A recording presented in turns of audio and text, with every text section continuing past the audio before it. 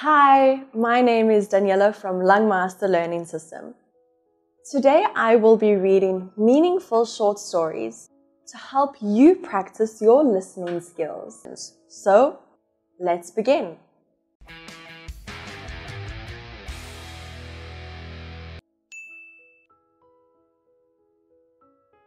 Once upon a time, there was a very wealthy and prosperous kingdom.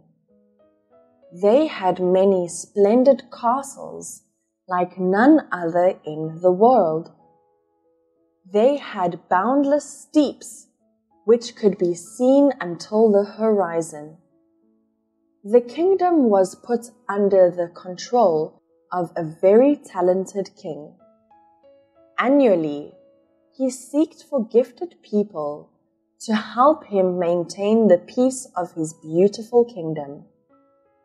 One day, he decided to leave his castle to come to a small village which was adjacent to the main river that flowed through the kingdom.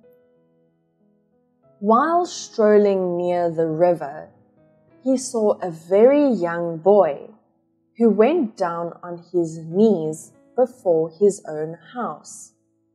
The king, in disguise, came over and asked, "Young man, can I ask why you are doing this in front of your house?" At first, the boy looked extremely exhausted. Around his eyes were big and dark circles. His lips were as pale as a ghost. He turned his head and smiled. "Dear sir, my father had made a very awful decision. He's listened to nobody, not even me. That's the reason I'm doing this." "What's happened?" "My father was a renowned hunter many years ago. When he heard that the king was going to organize a hunting season in the western grassland, he wanted to join. But he has just broken his arm yesterday. He can't bear this journey. My neighbor and family had paid a great effort to dissuade him, but he deeply wanted to meet the respectable king." "And that's the reason? How long have you been kneeling here?" "2 days, sir." Suddenly, the door opened. Appearing in front of the door was a man with gray hair. The boy immediately said, "Father, I hope you rethink quickly. I will find a way to let you see the king. You don't have to join the hunting." The father loved his son, so agreed not to go. A day before the hunting, the king came to their house. The father and his son were very surprised. The young man was astonished. "Wasn't that the man I had met a few days ago?" The king said to the boy that he made him extremely touched. He wanted him to join the competition he hosted, and the boy happily accepted. Then he won. A few years later, he became one of the most talented people who assisted the king to lead his kingdom. Once upon a time, in a village, there was an old and kind teacher who taught every child in the area. One day, he brought the children a ripe and yummy melon, cut into 20 pieces. "My children, I have something for you. When you finish your homework, take 1 piece of melon to eat. the teacher said. The children's eyes sparkled.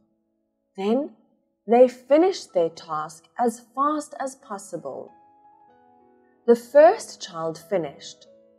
He left his table in a rush and took the biggest piece of melon.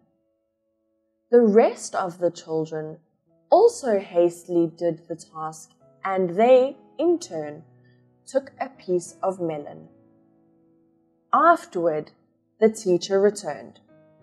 He asked, "Oh, who has eaten the last piece of melon?" The youngest child stood up. "It's me. They left me the smallest piece of melon," said the child angrily. The other students remained silent and kept their head down. "I saw one person eat the biggest piece. How greedy is that person?" His classmates started looking around as if they wanted to point out the child who ate the biggest piece of melon. "I believe now the child who ate the biggest piece of melon doesn't feel comfortable. When he chose to eat that piece, he felt very happy as he got the biggest one. But that feeling would not last, as the others would then think he is very greedy and mean at the same time. There is also another problem. Look, it was just a piece of melon, but we still want to take it before someone else takes it. Then, in the future, we will always want to keep the best things for ourselves. Maybe we even wanted to rob things from others. Do you want to become that type of person in the future?" The class shook their heads. "We don't want to be like that." "All right, then we need to fix from the smallest things. Now, about this problem. If the student left the biggest piece of melon for another, he definitely would have received many compliments from his classmates. So, children, is it worth bearing each other? From then on, whenever the teacher brought them any fruits, they never scrambled again. They learned how to stand each other, and therefore their friendship became stronger than ever. And that's the end of my short stories. Which one did you prefer? The first or the second story? Share with me in the comment box below. And now, please like, share, and subscribe to our channel. And tell me what kind of stories you would like to hear next time. See you again. Bye-bye.